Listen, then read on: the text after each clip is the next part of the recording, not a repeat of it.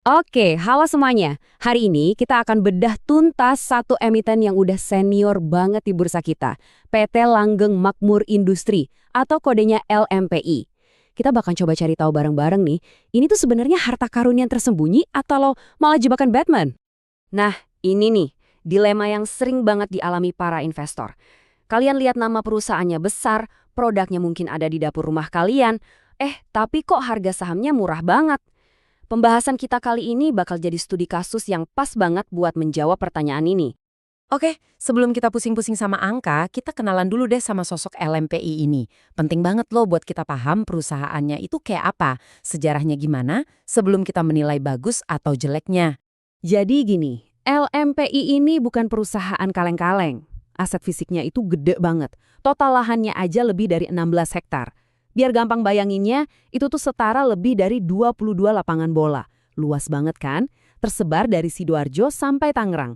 Dan merek-merek mereka kayak Global Eagle, itu pasti kita udah sering denger lah ya. Ini nunjukin kalau skala bisnis mereka itu besar. Dan umurnya juga udah tua banget, berdiri dari tahun 1972, terus masuk bursa dari tahun 1994. Artinya, LMP ini udah beroperasi lebih dari setengah abad. Ini pemain veteran sejati di industrinya.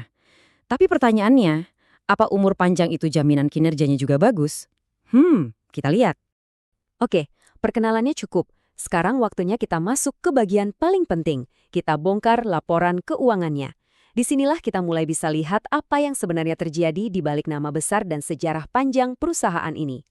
Nah, yang pertama langsung kelihatan jelas banget, pendapatannya turun terus. Dari 544 miliar di 2023 turun ke 521 miliar. Tahun 2025 turun lagi jadi 471 miliar. Kalau penurunannya konsisten begini, ini udah sinyal awal kalau ada yang nggak beres. Dan bener aja kan, di tahun 2023, perusahaan ini udah rugi bersih hampir 28 miliar rupiah. Ini angka yang lumayan besar loh untuk kerugian. Bukannya membaik, tahun depannya 2024 kerugiannya malah bengkak jadi lebih dari 37 miliar. Tren negatifnya makin kencang, tandanya masalahnya makin dalam nih. Dan puncaknya di 2025, lihat ini, kerugiannya meledak lebih dari 2 kali lipat, jadi 77,3 miliar rupiah. Kebayang nggak? Nah, sebagai mentor kalian, ini yang saya sebut red flag raksasa. Lampu merah yang nyalanya terang benderang dan nggak boleh sama sekali kita abaikan. Pertanyaannya sekarang, ini duitnya bocor kemana? Kenapa bisa rugi segede ini? Jawabannya membawa kita ke masalah yang jauh lebih berbahaya. Utang. Coba lihat angka ini baik-baik. Rasio utang terhadap modalnya 12,58 kali. Ini tuh ibaratnya kita disuruh berenang tapi kaki kita diikat pakai jangkar kapal. Berat banget, mustahil bisa maju. Biar ada gambaran ya, DIR itu buat ngukur perbandingan utang sama modal sendiri. Di industri manufaktur, rasio di atas 2 kali aja itu udah dianggap lampu kuning, udah berisiko tinggi.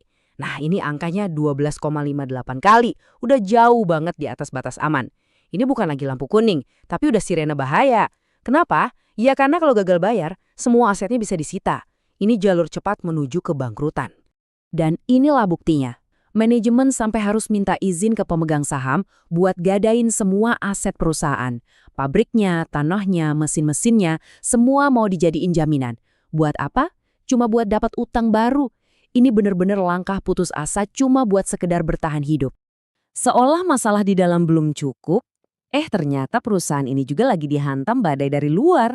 Coba kita lihat gimana harga komoditas global bikin situasinya makin parah. Karena LMPI ini produsen alat masak dari aluminium, mereka bergantung banget sama harga bahan baku ini. Dan dalam setahun aja, harga bahan baku utamanya melonjak 25%.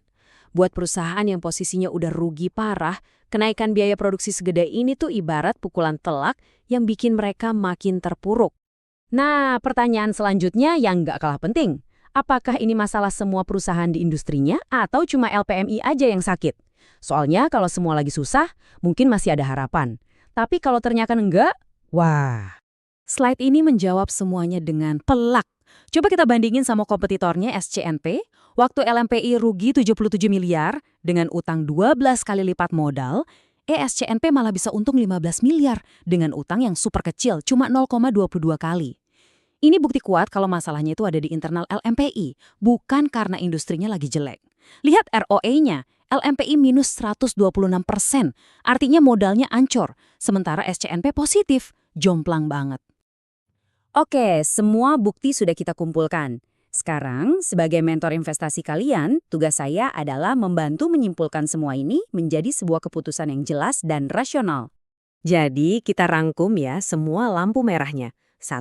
Rugi terus-terusan dan makin parah tiap tahun. 2. Utangnya segunung, bahaya banget. 3. Arus kasnya megap-megap. 4. Aset-aset produktifnya digadaikan semua. Dan 5. Kalah telak sama kompetitornya. Semua tanda bahaya darurat sudah menyala terang di sini.